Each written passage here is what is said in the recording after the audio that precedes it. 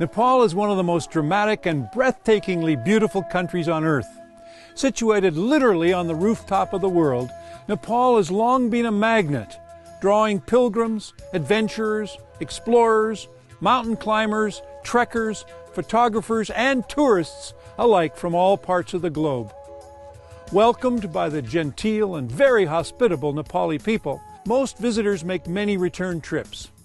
Nepalis are industrious, dependable, and hard-working. Simply said, the people are one of Nepal's most valuable assets and exports. But there is trouble in paradise. Seeking financial relief for their families due to Nepal's emerging economy, more than 6 million, or 1 in every 6 Nepalis, now works abroad, sending money home. This often helps their parents and siblings dramatically, but the flip side of this job-seeking necessity is that criminal elements in India, Nepal itself, and the Middle East have exploited uneducated Nepali girls and young men. Often tricked by offers of well-paying jobs abroad or sometimes brutally kidnapped, these virginal girls and young men become a statistic in the annual, worldwide, $200 billion a year human trafficking and sex trade industry. This criminal activity feeds the lust of men who see women simply as property or sex objects, and add to this sex tourism. Today there are more than 50,000 Nepali girls working in cabin restaurants in Kathmandu alone, serving as dancers and prostitutes, some as young as 10 years old. This horrific abuse of children results in their untold pain, suffering, disease, wastage of their young lives, loss of hope as social outcasts, ending in emotional and sometimes physical death. Is there a solution to this problem that is so grave and widespread? We believe there is. Together, we can be a part of the solution.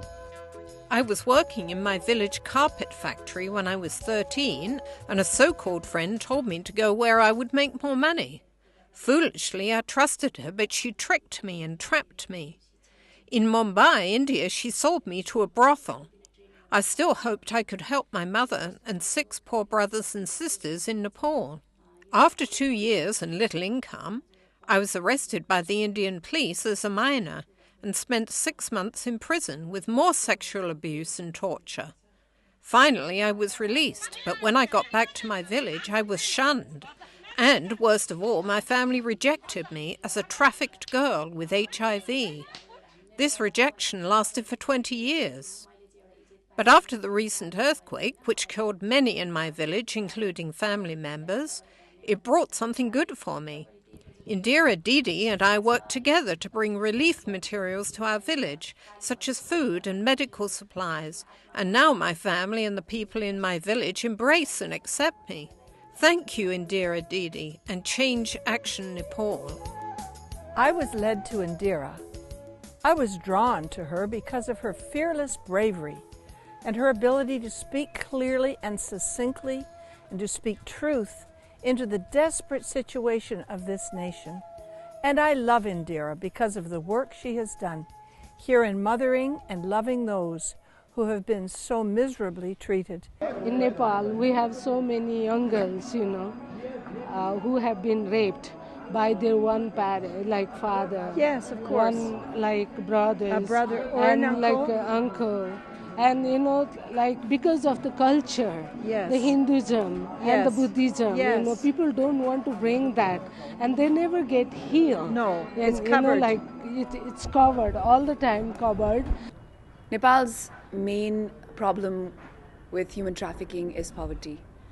That is the main reason why girls are being trafficked. Parents are sending their daughters, uncles and aunts are selling their daughters to other countries.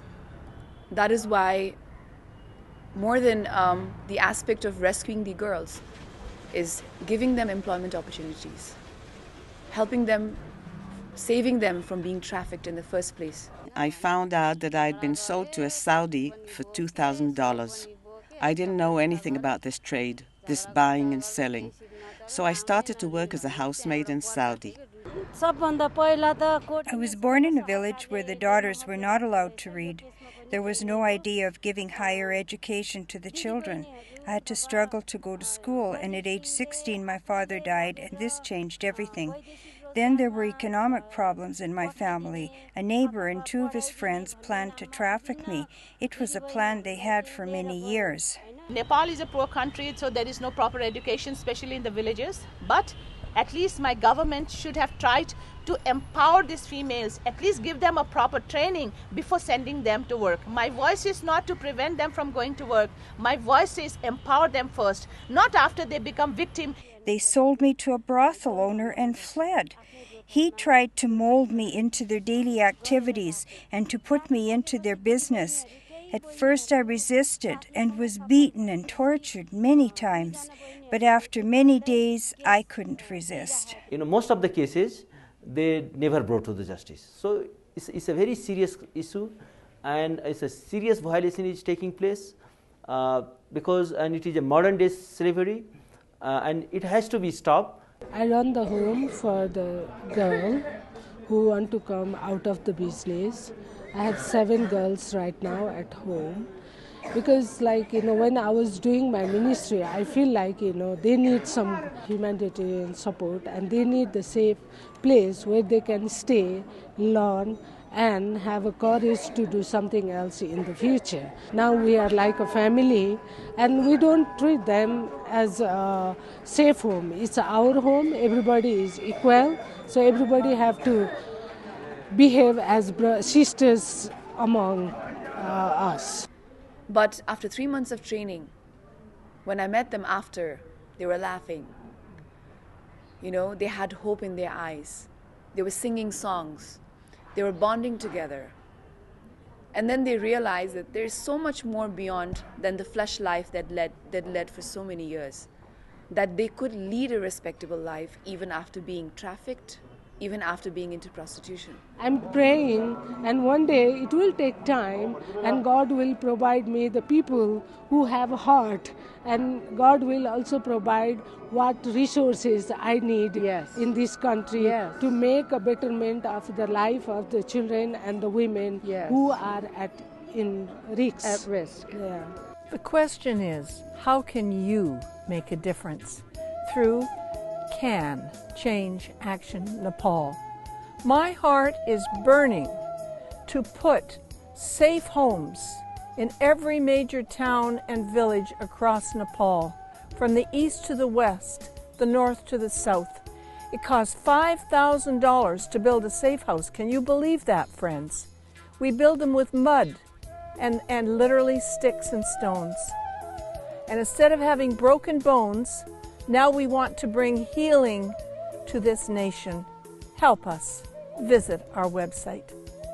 Any donation that comes into C.A.N for any of these projects will go directly to that project and will make a difference, a huge difference in the lives of rescued girls and boys, needy people and women at risk. I visited the active Change Action Nepal or C.A.N Safe House in Patan near Kathmandu, where young women who have been victims of human trafficking are rehabilitated. It is not a house, it is a home, where the young people are treated as family members with dignity and honor. I have also visited some associated safe houses where scholarships are provided along with distribution of special necessities for girls only.